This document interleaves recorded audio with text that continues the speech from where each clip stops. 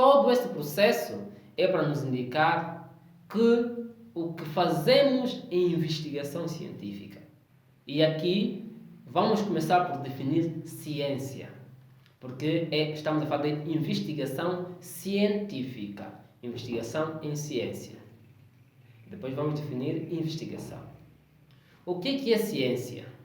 De acordo com Lakatos e Marconi, definem ciência como o sistema de aquisição de conhecimentos com base no método científico. Ou seja, para se poder conhecer uma determinada realidade, tem que se utilizar o método científico, se quisermos conhecer com bases científicas. Já ouvi falar várias vezes, e eu não duvido disto, que algumas pessoas são convidadas para dar uma opinião, seja em uma palestra, seja em uma conferência, seja em um meio de comunicação social, e eles dizem, olha, de acordo com a minha visão, 44% desta população tem este comportamento. E nós perguntamos, esta sua visão foi sedimentada sob que princípios científicos? Que métodos foram utilizados? E aí já começamos a ver, esta é apenas minha perspectiva. Não. Se é para defender deste modo, então enquadra o seu conhecimento como o conhecimento do senso comum, que é aquele tipo de conhecimento que se baseia nos sentidos para tentar apresentar uma certa realidade. Porque se for para dizer que é conhecimento científico, existem métodos que quem afirma assim tem que apresentar para que eu e você que está a fazer essa formação possamos utilizar e verificar se corresponde à realidade os resultados finais que ele apresentou. Ora, o conhecimento científico é exatamente poder aplicar ferramentas científicas para que o conhecimento seja produzido. Tendo definido ciência, gostava de lhe apresentar as características da ciência. Quando é que estamos de facto perante conhecimento científico propriamente dito? Ou seja, quando é que estamos perante uma ciência? Estamos perante conhecimento científico quando os conhecimentos que eu apresento têm as seguintes características. Primeira característica é um conhecimento racional. Parte da razão. A informação é captada assim pelos sentidos. É percebida, mas é a razão que tempera esta informação e que passa para a sociedade como conhecimento. A segunda característica de uma ciência é a produção de conhecimentos certos ou prováveis. Conhecimentos certos quando existem leis e procedimentos exatos definidos pela ciência para que esta forma de apresentação seja assim hoje, amanhã e sempre. Há alguns autores que dizem, não, às vezes a ciência pode prever hoje até amanhã, mas sempre já seria um exagero. Ok, também isto pode acontecer. Mas o conhecimento certo consiste em quê? Consiste na aplicação de leis e procedimentos que a ciência entende como sendo certo. Por exemplo, se eu lhe perguntar agora quanto ou qual é o resultado da soma de 1 mais 1. Qual é o resultado? Quanto é que dá 1 mais 1? Naturalmente vai dizer 2. E a minha pergunta é, 2 é uma certeza ou uma incerteza? É claro que é uma certeza.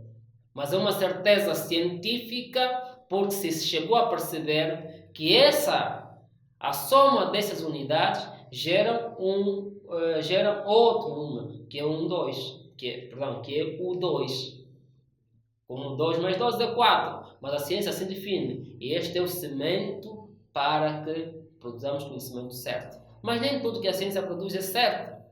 Quando se diz, por exemplo, que 41% da população ativa em Angola é desempregada. Esse é um dado do censo populacional divulgado recentemente. Quando me refiro recentemente, estou a falar em princípios de 2020. 41% da população ativa em Angola é desempregada. Este 41% corresponde a quantos jovens, por exemplo? Ou seja, corresponde exatamente a quantos que fazem parte da população ativa. Aqui já podemos dizer, não, corresponde mais ou menos a 7 milhões, 7 milhões e 300, 7 milhões e 800, ok. As percentagens surgem exatamente perante a dificuldade de quem pesquisa em conseguir estudar a população na sua integridade, na sua totalidade. Aí surgem então as percentagens. Por isso é que existe em estatística uma área que chama-se probabilidades. É para a produção científica de conhecimentos que são prováveis. E na sua monografia, que será capaz de fazer no final dessa formação, vai dar conta que também pode optar por utilizar percentagens, quando os conhecimentos que vai apresentar não são exatamente tal como eles se apresentam, mas são prováveis. Recordando que o nível de probabilidade nunca pode ser, o nível de erro na probabilidade não pode ser acima de 5%, sob pena de se invalidar a investigação feita. Mas isto vamos falar mais lá para frente. Ora, a segunda característica é essa, é que o conhecimento produzido pela ciência deve ser certo ou provável. A terceira característica é que os conhecimentos devem ser obtidos metodologicamente. Por que se defende esta ideia? Porque os conhecimentos científicos têm que ser captados, tratados conforme métodos científicos, conforme os métodos que a ciência defende. E esses métodos é que tratamos na metodologia, por exemplo. Quando nós lá para frente falamos do método indutivo, hipotético-dedutivo, dialético, fenomenológico, histórico, comparativo, estamos a falar de um conjunto de métodos que nos ajudam a filtrar os conhecimentos científicos, que nos ajudam a filtrar a realidade que captamos bruta da sociedade, da natureza, e aí damos o tratamento desejado. A quarta característica da ciência tem a ver com a sistematicidade. E o que é sistematicidade? É a percepção de que tudo que nós captamos, tudo que nós desejarmos estudar ou provar, tem de ser comparado à realidade, aos estudos já desenvolvidos por outros autores. Não corra o risco nunca de começar uma pesquisa sem ir para a história, para a literatura e verificar quem são os autores que já falaram sobre este assunto. Se não fizer isto, o seu trabalho pode ser invalidado. E pode ser invalidado por quê? Pode ser invalidado porque a tese que está a defender já foi defendida por outros autores e não tem novidade nenhuma. E além de não ter novidade nenhuma, pode ser considerada como plágio, mesmo que você entenda que a sua ideia é original, porque há uma cópia da ideia. Pode ser invalidada a sua pesquisa, por quê? Porque a tese que você está a defender, ou que você está a apresentar, já são conhecimentos reprovados por outros autores e reprovados reiteradamente. Entre outras razões, ou seja, para se quiser fazer uma investigação científica com qualidade, tenha alguma calma, olhe para trás e verifique quem são os autores que já falaram sobre este ou aquele assunto. E aí sim, poder ter maturidade suficiente para abordar a questão. Por isso é que a quarta característica da ciência é a sistematicidade. A quinta característica da ciência é a verificabilidade. Quando eu falo verificabilidade, estou a falar do cuidado que eu devo ter ao apresentar o meu trabalho com as provas que elas acarretam para que esse conhecimento, esse trabalho seja concebido como sendo um trabalho científico que traga a verdade. Mas também verificabilidade é dar aos outros a possibilidade de eles próprios poderem desenvolver, comprovar os conhecimentos que eu acabo de apresentar como sendo verdadeiros. Então, é preciso termos aqui algum cuidado quando fazemos pesquisa de âmbito científico. Mesmo naqueles casos que tens que ir para o campo, há que se ter cuidado ao tratar os dados. Porque esse tratamento dos dados, nós temos que apresentar de tal forma que se alguém utilizar os mesmos métodos, os resultados devem ser iguais. Por quê? Porque existe em ciência a verificação. E se os resultados não forem iguais, que a discrepância entre um e o outro, que a diferença entre um e o outro, seja uma diferença em termos de percentagem. Ora, estamos a falar de quê? Estamos a dizer que investigação científica, conhecimento científico, produz-se com provas e não se produz com opinião livre e gratuita. A sexta característica da ciência consiste no estudo profundo sobre objetos de uma mesma natureza. E eu diria isto, é o foco, na verdade. Se quisermos fazer uma pesquisa aprofundada de referência, é necessário que tenhamos foco. Sobre o que é que eu vou estudar?